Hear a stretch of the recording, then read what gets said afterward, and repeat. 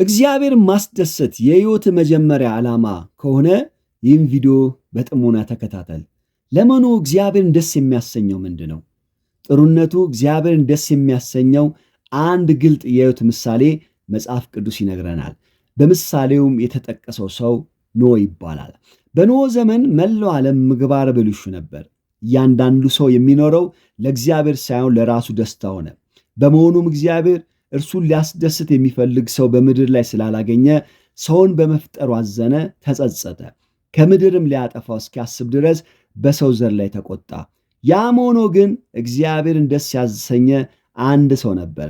መጽሐፍ ቅዱስ ኖህ ግን በእግዚአብሔር ዘንድ ሞገስን አገኘ ይላል። ዘፍጥረት ምዕራፍ 6 ቁጥር 8። እግዚአብሔርም እንዲህ አለ፣ ይህ ሰው ደስ ያሰኘኛል፣ ፈገግ እንድልም ያደርገኛል። ሥራዬን ከዚህ ሰው ቤተሰብ እንደገና ጀምራለሁ።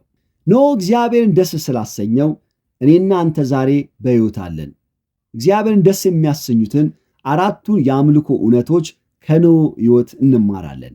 አንደኛው፣ ከሁሉ አስበልጠን ስንወደው እግዚአብሔር ደስ ይለዋል። ኖህ በዓለም ላይ እግዚአብሔርን ማንም ባልወደደው ጊዜ እንኳን በዓለም ላይ ካለው ነገር ሁሉ ይበልጥ ወደደው። መጽሐፍ ቅዱስ ኖህ በሕይወት ዘመኑ አካሄዱን ከእግዚአብሔር ጋር አደረገ ይላል።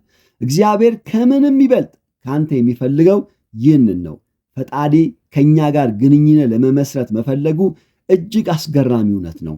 እግዚአብሔር የፈጠረ ሊወድ ነው። አንተ መልሰ እንድትወደው ይጓጓል።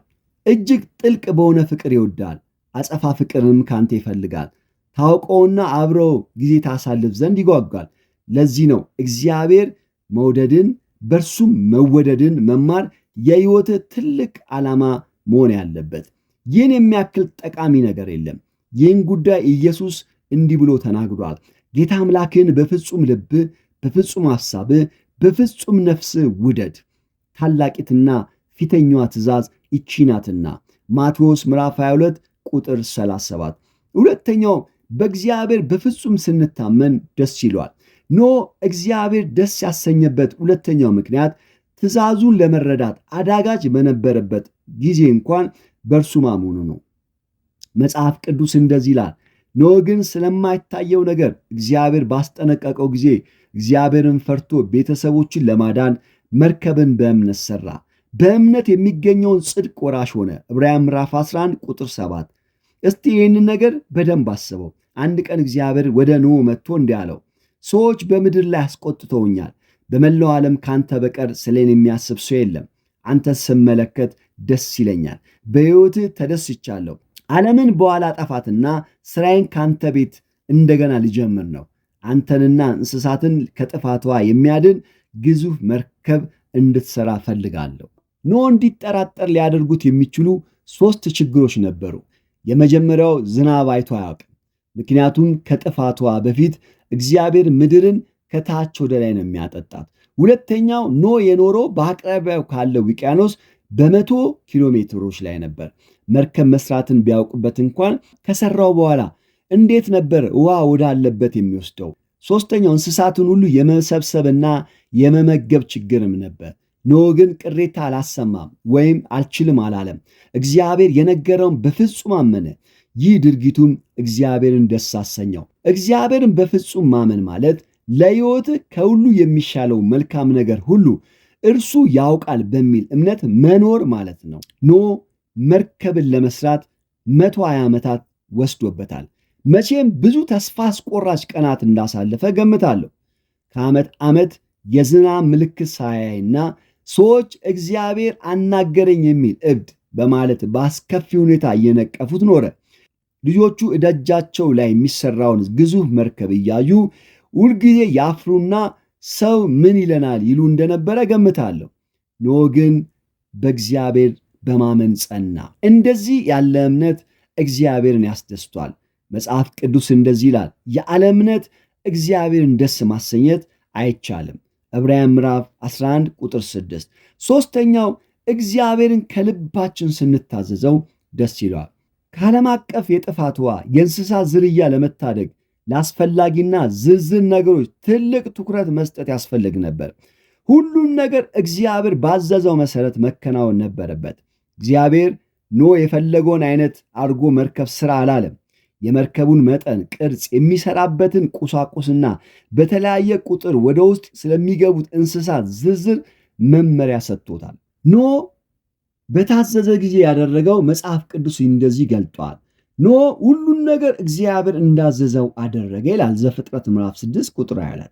ኖህ በፍጹም አንዱንም ትእዛዝ ሳያዛንፍ እና በትክክል መታዘዝን ስራው እግዚአብሔር በፈለገው ሁኔታና ጊዜ መከናወኑን ልብ አድርጉ። ይህ ነው ከልብ መታዘዝ ማለት። እግዚአብሔር በኖህ ደስ መሰኘቱ አያስገርምም። ግዙፍ መርከብ እንድትሰራ እግዚአብሔር ቢያዝ ጥቂት ጥያቄዎች፣ ተቃውሞች ወይም ጥርጣሬ የሚኖር አይመስልም? ኖህ ግን አልነበረውም። በሙሉ ልቡ ለእግዚአብሔር ታዘዘ። የእግዚአብሔርን ትእዛዝ ሁሉ ያለ ጥርጥርና ማመንታት መታዘዝ ማለት ይህ ነው። ሰበብ ፈልገ እጸልይበታለሁ አትልም፣ በፍጥነት ትፈጽመዋለህ። የዘገየ መታዘዝ እንዳለመታዘዝ ይቆጠራል። እግዚአብሔር ታደርገው ዘንድ ለሚያዝ ነገር ሁሉ ማብራሪያ የመስጠት ወይም ምክንያት የመናገር ግዴታ የለበትም። መረዳትህ ሊዘገይ ይችላል፣ መታዘዝ ግን አይቻልም። ዕድሜ ልክ ከሚደረግ የመጽሐፍ ቅዱስ ውይይት ይልቅ ፈጣን መታዘዝ ስለ እግዚአብሔር ያስተምራል። እንዲያውም አንዳንድ ትእዛዞችን መጀመሪያ በመታዘዝ ካልፈጸምካቸው ልትረዳቸው አትችልም። መታዘዝ የመረዳት ቁልፍ ይከፍታል። ብዙ ጊዜ እግዚአብሔር በከፊል ልንታዘዘው እንሞክራለን። ልንፈጽማቸው የምንፈልጋቸውን ትእዛዞች መርጠን ለመውሰድ እንፈልጋለን። የእነዚያን ዝርዝር እንወስድና እንታዘዛለን። ተገቢ አይደሉም፣ ያስቸግራሉ፣ ብዙ ወጪ አላቸው ወይም በሰዎች ዘንድ አይወደዱም የምንላቸውን ትእዛዞች ግን ችላ እንላቸዋለን። የእግዚአብሔር ልጅ እንደመሆን በመታዘዝ ሰማይ አባትን ልታስደስተው ትችላለህ። ማንኛውም የመታዘዝ ድርጊት አምልኮም ድርጊትም ነው።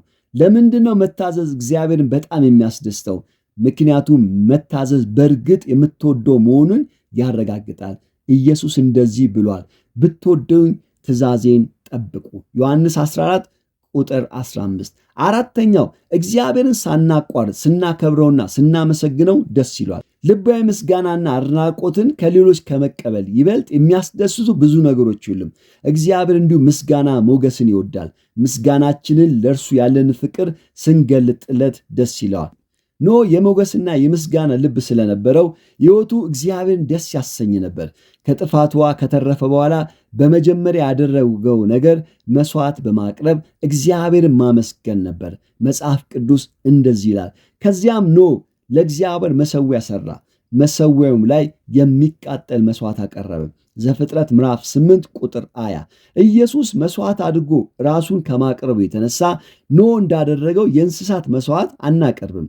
በዚያም ፋንታ የምስጋና መስዋዕት እንድናቀርብ ተነግሮናል። እግዚአብሔርን ስለ ማንነቱ ስላደረገው ነገር እናመሰግነዋለን። ዳዊት እንደዚህ ብሏል፣ የእግዚአብሔርን ስም እወደዋለሁ፣ በምስጋናዬም ከፍ ከፍ አደርገዋለሁ። ይህ እግዚአብሔርን ደስ ያሰኘዋል። መዝሙር 69 ከ30 እስከ 30። ለእግዚአብሔር ሙገሳ ምስጋና ስናቀርብለት አስደናቂ ነገር ይሆናል። ደስ ስናሰኘውም የራሳችን ልብ በደስታ ይሞላል። እግዚአብሔር ባደረገን ነገር ደስ ይለናል። ያንን ደስታችን ስንገልጥለት እርሱም ደስ ይሏል። ይህ እንደገና ደስታችን እንዲጨምር ያደርገዋል። መዝሙር ዳዊት እንዲህ ይላል፣ ጻድቃን ደስ ይበላቸው፣ በእግዚአብሔርን ፊት ሐሴት ያድርጉ፣ ደስታና ፍስሐ የተሞሉ ይሁኑ ይላል መዝሙር 68 ቁጥር 3።